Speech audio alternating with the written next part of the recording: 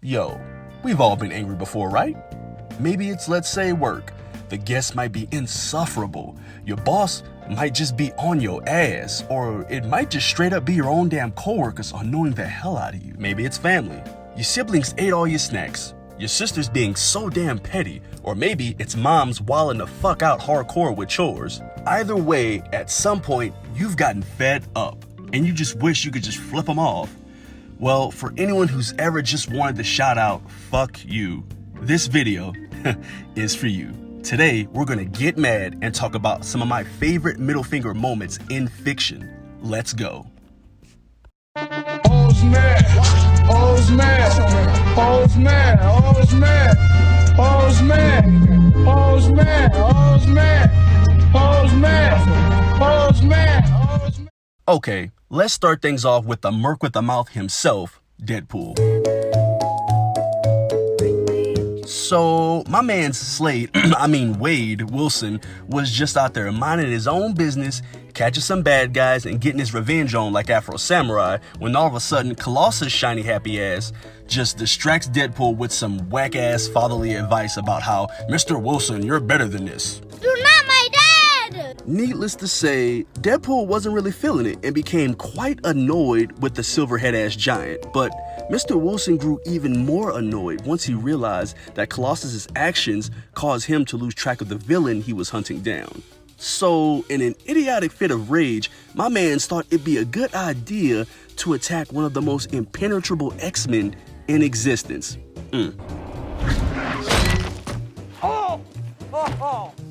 And it gets worse from there. Honestly, the metal do-gooder himself says it best. This is embarrassing. Yo, Wade goes through the entire fight, if that's what you want to call it, getting his ass absolutely bodied, until the Metal Man decides to drag Deadpool's ass back to the X-Mansion. Whilst getting dragged back, this nigga Wade not only pokes fun at the X-Men's weird movie timelines, but he also quotes RoboCop and spoils the ending to 127 hours by sawing off his own hand. To top it all off, my man straight up makes a porn joke after splashing blood in Homeboy's face. Then finally, the Marvel King of fourth wall breaking himself gets the last laugh by flipping Colossus the fuck off. Man, Ryan Reynolds is one hell of a charismatic actor and completely owned this scene. Really, this is a prime example of what happens when lots of heart and passion goes into a project. Deadpool was an awesome movie, and this was an awesome scene. Yo, y'all ever be out doing your job, you know, your basic 9 to 5, then out of nowhere, just straight up get kidnapped by pirates? No? Yeah, me neither. But the homie Rock has, and it did not go well. See, while unknowingly carrying plans to a nuclear weapon that his company helped make, Rock was kidnapped by a band of pirates known as the Lagoon Company. There, he's beaten until they get what they need from him. Once the team aboard the Lagoon get what they need out of him, they opt to let him go, believe it or not. But his boss was just kind of like, yeah, this might look bad on us if word gets out, so how about you just stay there and die? We never liked your ass in the first place. Beep. So now stuck with his captors, he ends up spending the remainder of the night out drinking with them. There, he comes to appreciate their lifestyle, and he even realizes that he absolutely hated his job back in Japan. Later, the Lagoon Squad gets chased by some mercenaries whom are also after the classified info. They soon find themselves in a lose-lose situation until the coward turned madman Rock comes up with a plan so gangsta, even Revy, one of the most badass protagonists ever, is impressed. Long story short, they end up flying through the air on their magic carpet whole new world shit while taking out their enemies. That's tight. Now, whilst flying through the air, my dude Rock smiles, raises up the middle finger and yells out, Yeah! You got fucked! So badass? Check. Great dub? Check. Great anime? Check. One of the hardest and most fucking badass middle finger moments ever put to screen? Check, check.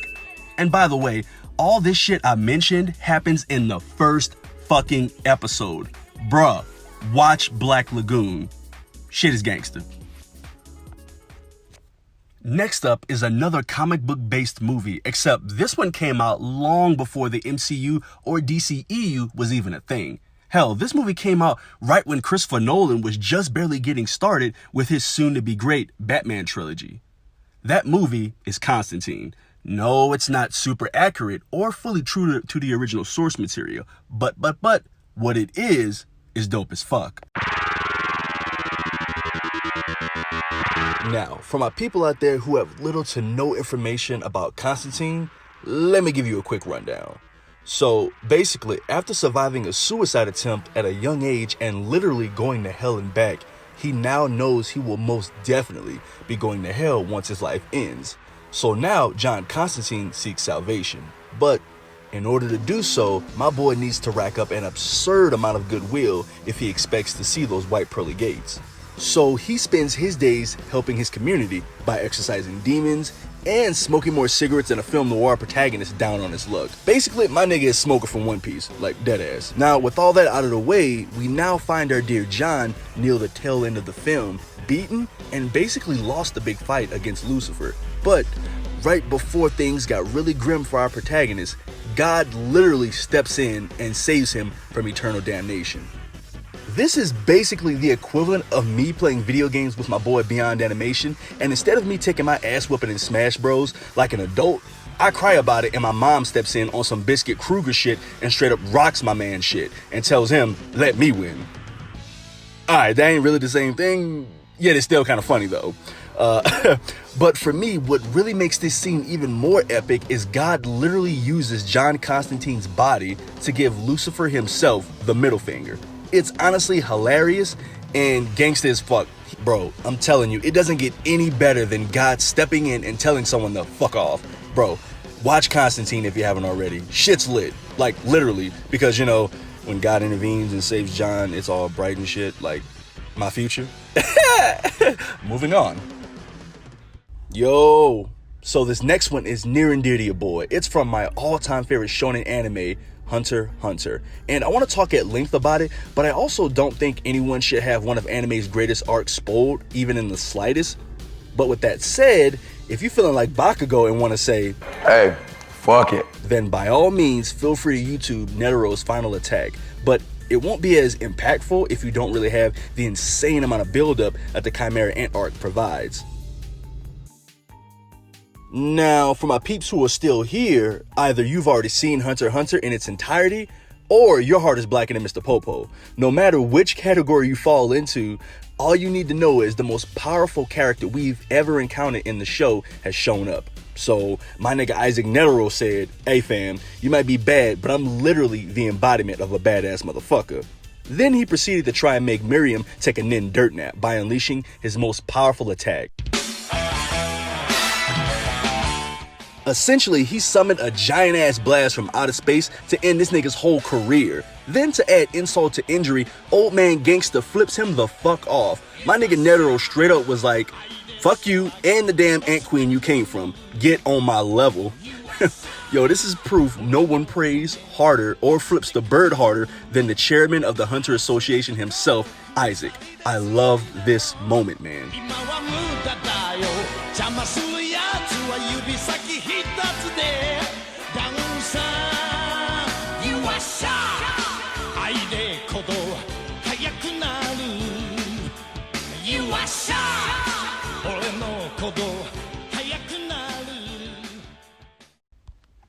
Our next and final moment comes from the heavy pop culture stylized series known as Air Gear. Air Gear is a series about a world where air treks are the it thing to do. It's like, think inline skating, but more high-tech and hardcore anime influences. So, you know, the shit's wild.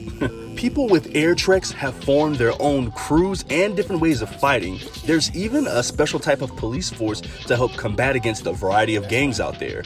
So Ikki, aka the Little Crow, along with his best friend slash first mate, Kazuma, put together their own gang to become the best of the best of the best. Sir. We're here because you're looking for the best of the best of the best, sir. Kaz is Ikki's day one homie, been there for him from the jump. Now, shortly after they form their group, Kaz gets set up against a very beautiful young man who has an affinity for beautiful things. In short, he's a pretty boy who likes pretty boys, and Kaz seems to fit the bill because homeboy seems to be immediately attracted to him. And in typical anime fashion, this dude comes off hella aggressive to our boy Kaz. Anyway, prior to the fight, each of the team members were told that if any of them got faced off against this guy, they should just give up and die, because apparently this dude can control time, and I'm gonna be honest with you, there ain't no topping that. Well, long story short, my man's Kaz, once again in typical anime fashion, figured out a way to body his time-stopping bitch ass. But this guy didn't take getting Mortal Kombat comboed all too good, because once he got up, this nigga deadass told Kaz that for the rest of the fight, he wouldn't be able to move a single finger. And what happened next was our boy getting straight wrecked for the remainder of the bout until Kaz was completely knocked unconscious and no longer able to stand. It was over. Our boy had lost to this motherfucker. But as the fight ended, Mr. Pretty Boy looks down and sees that my nigga Kaz came through and made him eat his words by somehow managing to raise one finger. And that one finger was, you guessed it, the middle finger. Kaz may have gotten his ass beat, but not before telling his pretty boy looking ass to fuck off. No, this fight isn't perfect, but it perfectly illustrates the ridiculousness and dopeness of Air Gear. More on that sometime in the future, because Air Gear is an underrated series. Watch it, watch it, watch it. So yeah, there are many great middle finger moments in fiction. These just happen to be some of my faves. What are your faves? Feel free to leave a comment. And once again, guys, I hope you enjoyed today's video. This is Dez from Featuring Dez, signing out. Peace!